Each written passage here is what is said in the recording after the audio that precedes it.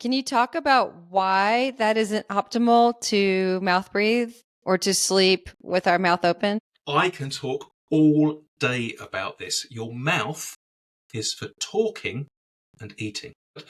But it can also be like an emergency backup for breathing in case your nose is blocked. But in our current society, for various environmental reasons, central heating, for instance, is one of them.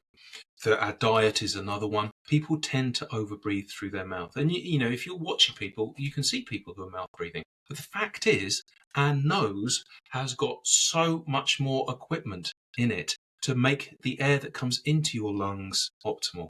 So first of all those little unsightly nose hairs, they are there for a reason.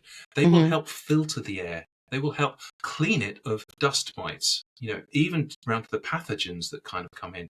But it isn't just that happens. As the air goes up through the nostrils, all your sinuses, they are like this miracle piece of equipment that will warm the air. So it's the right temperature when it hits your lungs. And that means the oxygen exchange is going to be at a much higher level, the efficiency. It will moisten the air. And so it is the right humidity when it hits your lungs. And that will also enable oxygen transition. But there's more.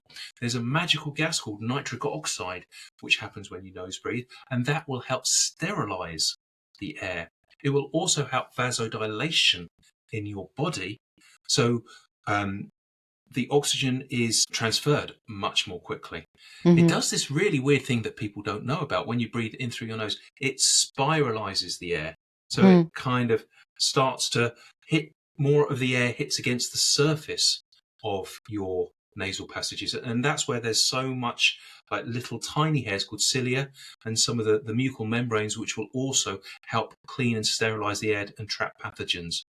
And that's just a few of the things that our nose has, this magical piece of equipment that it Mm-hmm. does.